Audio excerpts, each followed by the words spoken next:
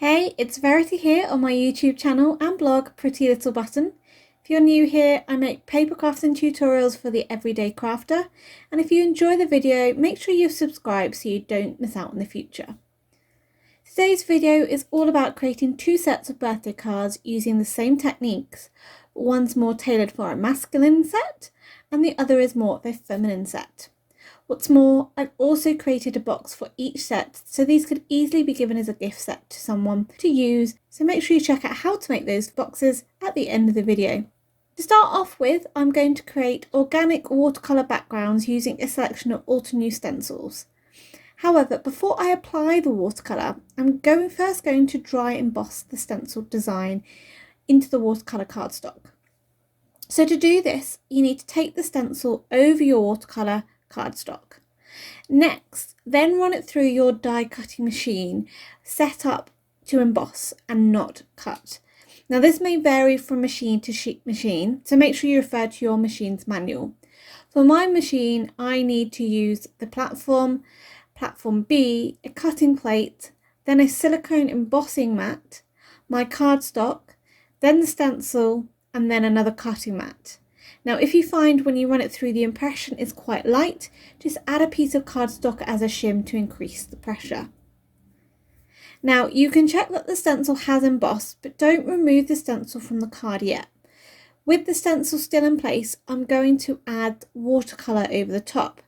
Now you could remove the stencil and add watercolour without the stencil in place, but I find having the stencil there adds a bit more texture to the background with the way the water dries. So I'm using a round brush to add water over the panel before dropping colours in. I've got my Altenew watercolour 36 pan set out, and the first backgrounds I'm creating are for the masculine set of birthday cards. Now for these backgrounds I've decided to go for blue, green and teal colours as these blend quite well, and at times I also add in a little bit of black to add in a little bit more depth. The stencils used for the masculine cards are the broken Chevron, Wavy grid and grid stencil. So these stencils are more geometric in shape, which I feel kind of adds to the masculine side of the card. Two backgrounds were created for each stencil as I was creating 6 cards within the set, and I just varied up the positioning of the colour and also the colours for each stencil design. For the feminine cards, I'm doing the same thing by first dry embossing the stencil design before then adding watercolour over the top. Now the stencils used for these backgrounds are the Feathered Leaves, Spring Garden and Feeling Dotty stencils. And for the feminine cards, I use a colour scheme with pinks and purples in it to create a more softer look.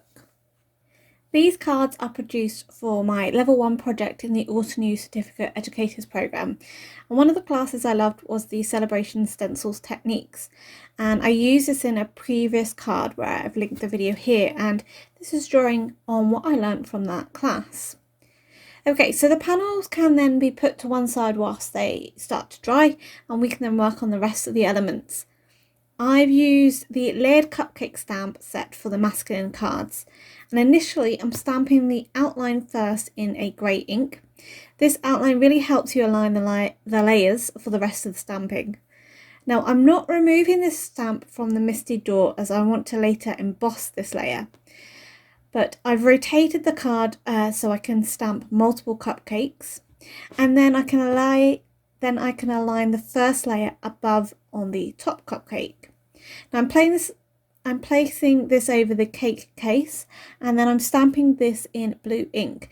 Now it's best to make sure you look over the top when you're aligning your layers, and it's also okay to take time aligning these to ensure they are lined up correctly. The second layer of the cupcake is the shadows. The second layer of the cupcake case is the shadows, so this was stamped in a darker blue ink. The 6 cakes were stamped with a range of blues and teal colours for the cupcake cases. For the icing, I wanted to keep it white, but I wanted to stamp the third layer in the icing to add a little bit of dimension to the icing. Now initially I stamped it in a grey ink, but it was too dark. So to overcome this, because I didn't have a lighter grey, I used second generation to lighten the colour of the grey.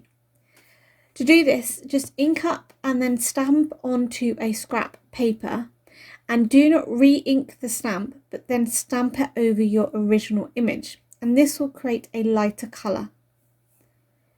Once all the layers were complete, I'm going to go back in and then stamp the outline layer again, stamping this in embossing ink so I can cover embossing powder to add shine elements to the cards, as I heat set these in platinum, gold or silver metallic embossing powders. These cakes also incorporate two other classes I took from Altenew, which was the Let It Shine and All About Layering classes, and just building on what I learnt from those two classes. For the feminine set, I'm using the cake leather stamp set. Again, I've stamped the initial outline in grey ink so I can then stamp the coloured layers for the cakes. But this time with the layers, I'm adding some subtle ombre inking to the coloured layers. This will just add a little depth. To start off with, I'm adding fuchsia ink all over the stamp, and then I'm going in with magenta ink pad just over one side.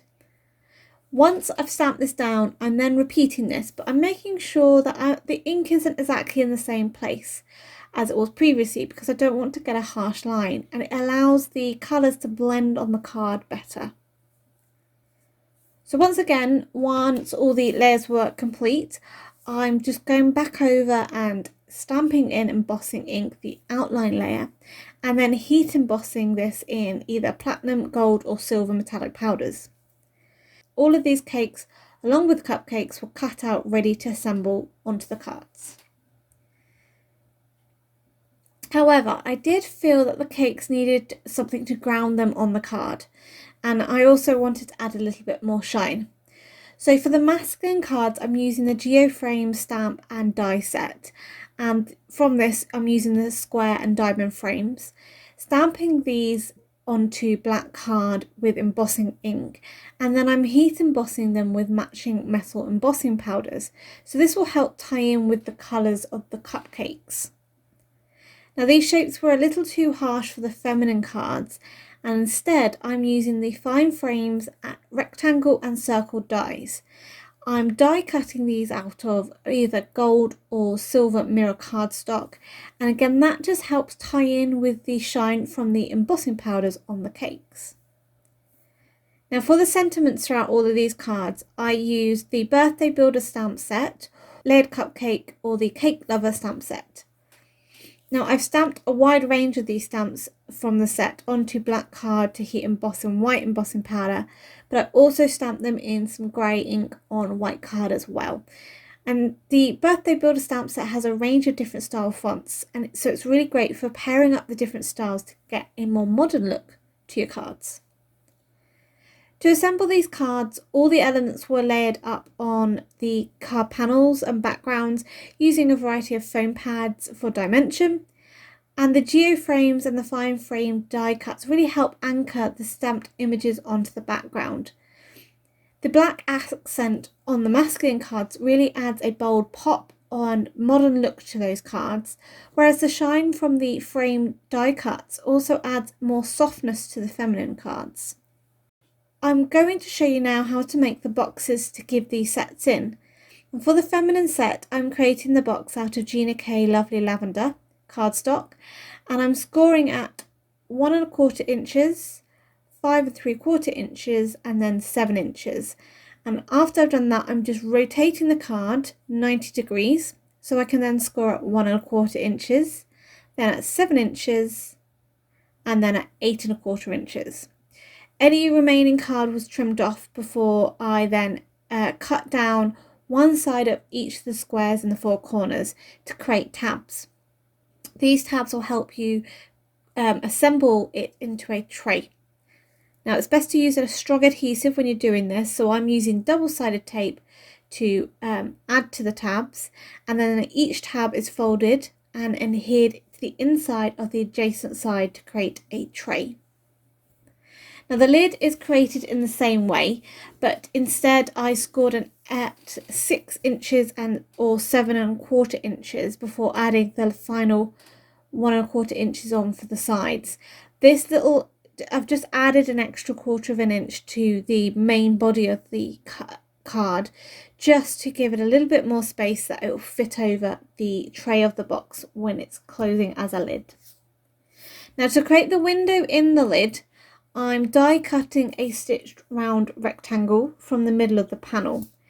This obviously creates a lovely vignette of the box with the card in the middle, but I wanted to protect the cards, so to do that I'm using some leftover plastic packaging that I got recently when I bought some scissors, and I've trimmed it down so I have 2 clear sheets just to adhere to the inside of the window. I'm using some double-sided tape to adhere this down, and you can see that. And if you want to, like I have done, I've created another window panel just to adhere in the inside, just to cover up all the adhesive. For the masking card, I'm creating the box out of double denim Gina K cardstock to create both the box and the lid. But I decided before I assembled the lid that I wanted to add some more detail to it. And I'm doing this by placing the broken Chevron stencil over the top, and then using a sponge dauber to add embossing ink through the stencil, just around the edge of the lid, just to frame the window. This I then covered with gold embossing powder and heat set before assembling the lid, and it just adds a little bit more interest to the front of the box and the packaging. Now I decided I wanted to go back to do that with the purple box set, and I used a Feeling Dotty stencil to add a little bit of a darker purple to the edge by ink blending using some blending brushes. I really enjoyed making these cards, and it was a new challenge for me to make a set of cards like this, especially 2 sets, as well as the packaging for each set. I really love how the masking set turned out, and I'm definitely going to create more cards like that in the future for masculine cards.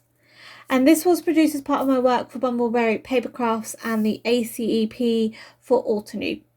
The links are listed below, and if you enjoyed the video, please give it a thumbs up. And also, why not let me know in the comments below which out of the 2 was your favourite set? I'd love to know. Until next time, happy crafting!